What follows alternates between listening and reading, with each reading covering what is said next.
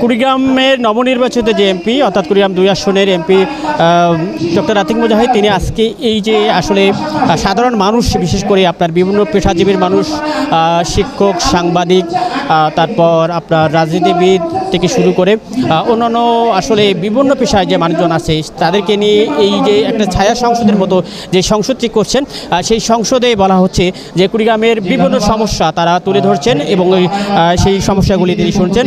আমরা দেখছি আসলে বিকাল থেকে সেই সংসদটি শুরু হয়ে গেছে। এখানে প্রধান অতিথি হিসেবে আছেন এই আসনের এমপি ডক্টর আতিক মুজাহিদ এবং আমরা দেখতে পাচ্ছি যে বিভিন্ন রাজনৈতিক দলের যে নেতৃত্ববৃন্দ অর্থাৎ জামাত থেকে শুরু করে অন্যান্য রাজনৈতিক দলের যে নেতৃত্ববৃন্দ তারাও এখানে আছেন এবং এই কুড়িগ্রামের বিভিন্ন সমস্যাগুলি শুনছেন। আমরা দেখেছি যে আসলে এই যে আপনার মাঠ পর্যায় থেকে অনেক মানুষ এসেছেন তারাও তাদের সমস্যাগুলি বলার চেষ্টা করছেন। বিশেষ করে কুড়িগ্রামের অনেক সমস্যা রয়েছে, তার মধ্যে বড় যে সমস্যা সেটি হচ্ছে বেকারত্ব, এখানে কর্মসংস্থানের অভাব। এই জেলার মানুষ কর্মসংস্থানের অভাবে বিভিন্ন জেলায় গিয়ে কাজ করেন, আসলে এখানে কর্মসংস্থানের ব্যাপক অভাব। সেই সঙ্গে এখানে রয়েছে নদী ভাঙন, বিশেষ করে কুড়িগ্রামে 16টির ওপর নদ ও নদী রয়েছে। এখানে প্রায় 400-এর ওপর চরাঞ্চল রয়েছে, সেখানে প্রায় 5 লক্ষেরও অধিক মানুষ বসবাস করে।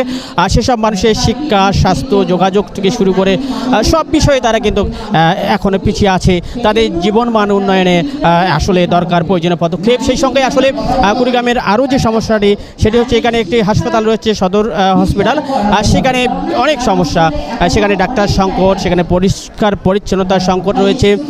সব মিলিয়ে সেখানে চিকিৎসা ব্যবস্থার কীভাবে উন্নয়ন করা যায় এবং সেই সঙ্গে কুড়িগ্রামের আসলে নদ নদীগুলি কীভাবে ড্রেজিং করা যায় কিংবা কুড়িগ্রামের এই চরগুলিকে কীভাবে উন্নত করে সৌন্দর্য করে সেই জায়গাগুলো সেই মানুষগুলিকে কীভাবে উন্নত করা যায় সার্বিক বিষয়ে এখানে কথা হচ্ছে।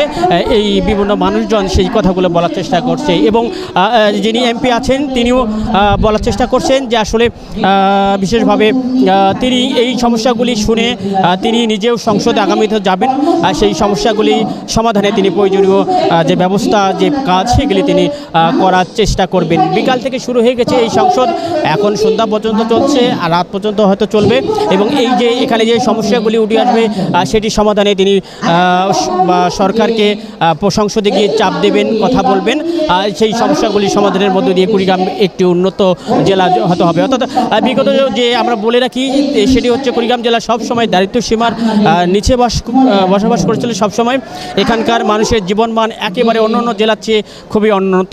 এখানে চিকিৎসা যোগাযোগ থেকে সমস্ত কিছু কিন্তু পিছিয়ে আছে এই জেলার মানুষ। এই ছায়া সংসদের মাধ্যমে সেই জায়গাগুলি পূরণ হবে এবং এই এলাকার মানুষের সার্বিক উন্নয়নে সেটি কাজে দেবে এমনটাই আশা করা যাচ্ছে।